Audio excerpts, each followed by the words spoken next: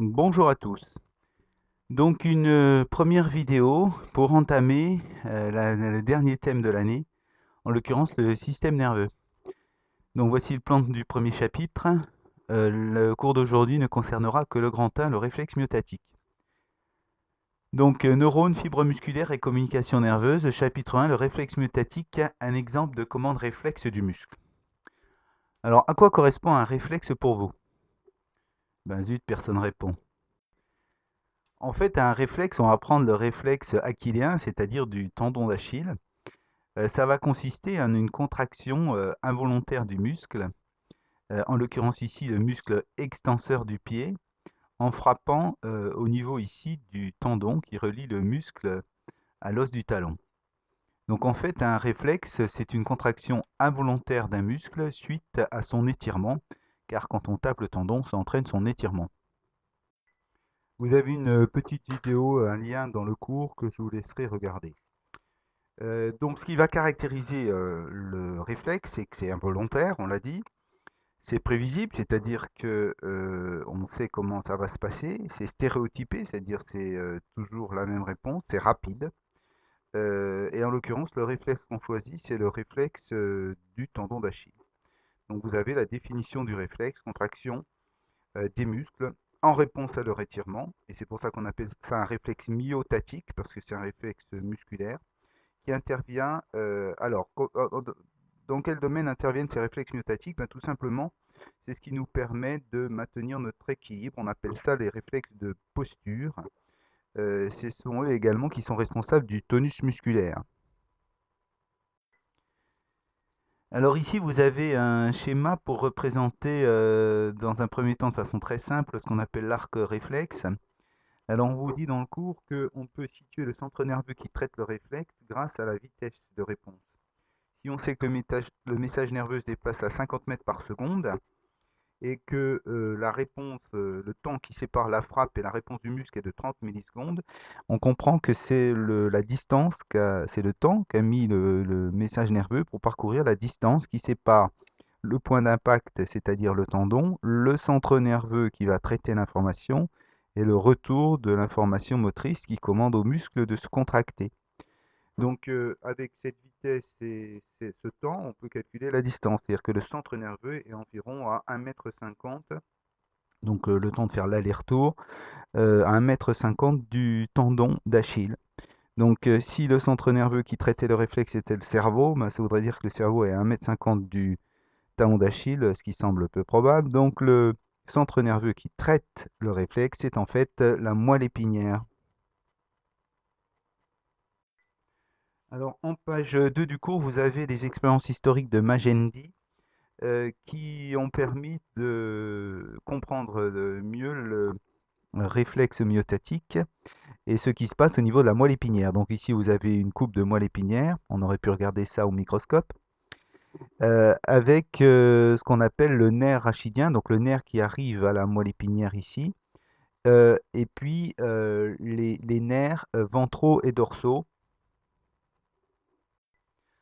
En haut ici, on a ce qu'on appelle la racine dorsale, c'est-à-dire que c'est vu du dessus, donc le dos serait en haut ici. Et ici, c'est la racine ventrale. Et donc, les expériences de Magendie ont consisté à faire des sections, à voir ce qui se passait et des stimulations des enregistrements. La première expérience de Magendie, c'est qu'il a coupé le nerf rachidien. Alors, je n'ose évoquer sur quel animal il a travaillé, c'est trop horrible. Ouaf.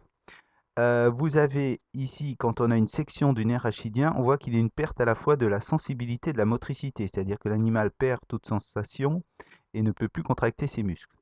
Donc ça sous-entend que le nerf rachidien transporte les deux messages, à la fois le message sensitif et le message moteur. Ensuite, une section de la racine dorsale entraîne simplement une perte de la sensibilité. Donc Magendie en a conclu que les voies de la sensibilité, qui proviennent des récepteurs, passe par la racine dorsale. Et évidemment, la section de la racine ventrale ici entraîne une perte de la motricité, donc les réponses motrices, les messages nerveux moteurs passent par cette racine ventrale. Ensuite, Magendie, pour confirmer sa théorie du sens du passage du message nerveux dans la moelle épinière, à réaliser des stimulations des enregistrements. Donc si on fait S1, donc la stimulation 1 ici au niveau de la racine dorsale, on constate ici, enregistrement 1, qu'on a une réponse électrique dans la racine ventrale. Pour confirmer donc ce sens de circulation, donc le sensitif qui vient des récepteurs dans la racine dorsale, puis le moteur qui retourne au muscle par la racine ventrale, Magendie a fait une deuxième expérience, c'est-à-dire qu'il a stimulé ici, en ventral, il a enregistré en dorsal, et évidemment il ne se passe rien parce que le message nerveux va dans un seul sens. Dans ce sens-là, il ne va pas dans l'autre sens. Donc ça a confirmé les messages sensitifs racine dorsale et les messages moteurs racine ventrale. Alors on dit aussi, vous voyez ici, message sensitif afférent, c'est-à-dire qui arrive au centre nerveux la moelle, et message nerveux moteur efférent qui repartent de la moelle vers le muscle. Toujours en bas de la page 2, vous avez ici l'évocation du TP réflexe myotatique qu'on aurait pu faire en vrai au lycée. TP que j'apprécie particulièrement puisque c'est le seul TP de l'année où j'ai le droit de frapper mes élèves, puisque on tape ici avec le marteau sur le tendon d'Achille avec des électrodes branchées sur l'élève, et ensuite on enregistre le message obtenu. Donc ce qu'on enregistre, c'est ce qu'on appelle un électromyogramme, c'est-à-dire une réponse électrique du muscle en réponse à son propre étirement, qui va avoir une amplitude d'autant plus importante que la stimulation est forte. C'est parce qu'on recrute de plus en plus de fibres, mais ça, on verra ça plus tard. Donc un électromyogramme.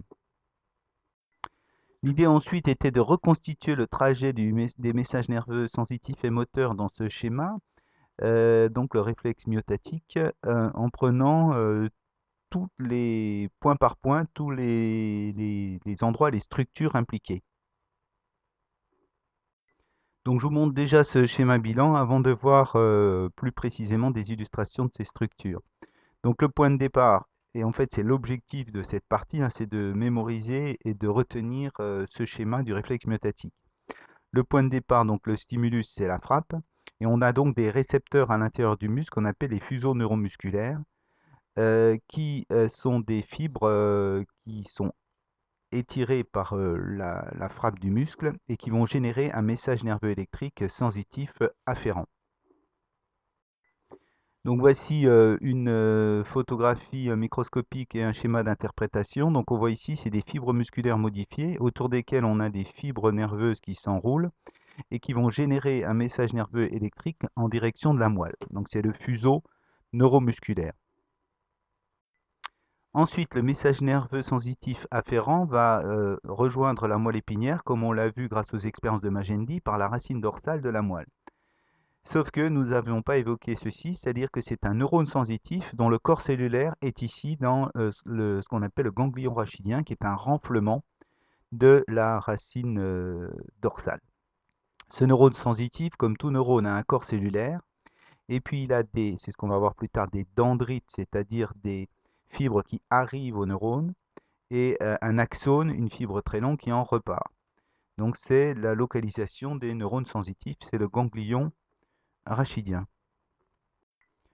Donc ici vous avez une photographie microscopique de la moelle avec la racine dorsale en haut, la racine ventrale en bas.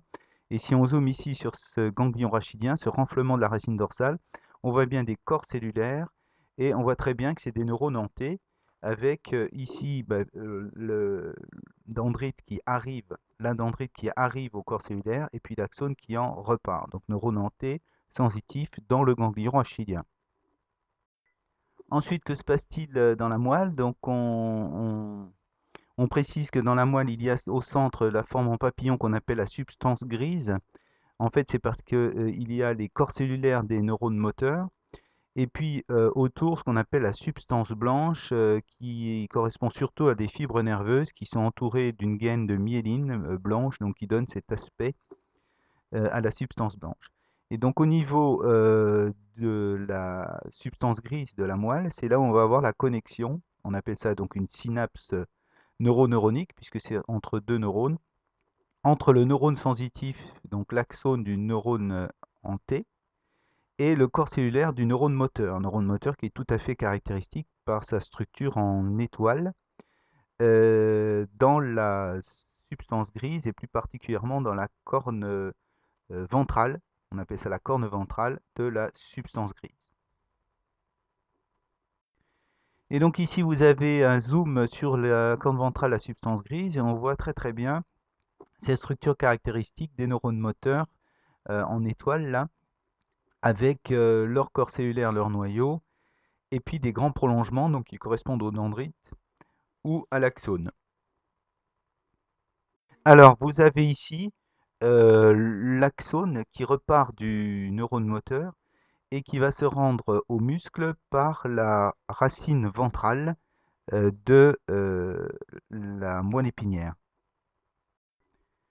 Donc le message nerveux moteur repart ici jusqu'au muscle pour entraîner sa contraction. On comprend bien donc ici qu'au niveau du nerf rachidien, on a à la fois les messages sensitifs afférents qui arrivent à la moelle et les messages nerveux moteurs qui en repartent, d'où les conséquences de la section de Magendie qui supprimait à la fois la sensibilité et la motricité. Ensuite, que se passe-t-il au niveau du muscle? Celui-ci va se contracter parce que le message nerveux va arriver au niveau de ce qu'on appelle la plaque motrice, qui est donc une synapse non plus neuroneuronique entre deux neurones, mais neuromusculaire. Donc voilà une photographie de plaque motrice. On voit bien l'axone qui arrive. Alors on verra qu'une même fibre peut innerver plusieurs fibres musculaires. Donc ici on a la liaison entre l'axone d'un motoneurone et une fibre musculaire, donc la plaque motrice, dont on verra le fonctionnement avec précision. Et donc l'arrivée du message nerveux moteur entraîne la contraction réflexe du muscle. Euh, vous avez des illustrations sur l'ensemble de la page 3 de ces différentes structures. Donc ici, page 4 de votre cours, vous avez un zoom pour détailler le vocabulaire en ce qui concerne la synapse au niveau de la moelle. Donc page 4, je disais, vous avez le schéma en détail de la connexion entre le neurone sensitif et le neurone moteur dans la substance grise, donc la synapse neuroneuronique. Donc ici, il faut se souvenir que dendrite, c'est la structure qui amène le message nerveux au neurone, et axone, c'est la structure qui emmène le message nerveux. Donc ici, on voit dendrite du neurone en T sensitif, qui est en fait excessivement longue, puisqu'elle provient du tendon, du fuseau neuromusculaire plus exactement. Et puis l'axone est ici court, puisqu'il va simplement du ganglion rachidien au neurone moteur dans la moelle. La synapse, c'est donc cette articulation, et ici on voit que le neurone moteur a des dendrites beaucoup plus courts, tout petits, et la synapse va se connecter soit sur les dendrites du motoneurone, soit directement sur son corps cellulaire. Et c'est donc un réflexe dit monosynaptique parce qu'il n'y a qu'une seule synapse entre le neurone sensitif et le neurone moteur. Enfin, le motoneurone en étoile, là, son axone est au contraire très long puisqu'il va de la moelle jusqu'au muscle, jusqu'à la plaque motrice pour la contraction. Enfin, en bas de la page 4, vous avez des expériences historiques qui ont permis de localiser les corps cellulaires des neurones, sachant que lorsqu'on sectionne dendrite ou axone d'un neurone, le corps cellulaire va survivre et l'axone ou le dendrite ne vont pas dégénérer s'ils sont toujours en contact, enfin s'ils sont toujours connectés au corps cellulaire. Donc logiquement, si on sectionne ici en haut du ganglion rachidien, puisqu'on a le neurone en T ici, et que l'axone va en direction de la corne ventrale, l'axone va dégénérer, mais pas les dendrites, puisqu'ils ne sont pas sectionnés par la section 1. Si on coupe en deux, cette fois-ci, c'est les neurones moteurs qui sont dans la corne ventrale, et l'axone qui part en direction du muscle va dégénérer uniquement à partir de la section. Donc ça confirme encore la localisation du corps cellulaire des motoneurones dans la corne ventrale. enfin, la troisième section ici, ben, logiquement, seuls vont dégénérer les dendrites qui arrivent du muscle pour arriver au corps cellulaire du neurone en T dans le ganglion rachidien. Donc voilà pour la localisation. Euh, donc premier paragraphe du réflexe myotatique terminé. Vous aurez la suite bientôt concernant le message nerveux. Merci beaucoup.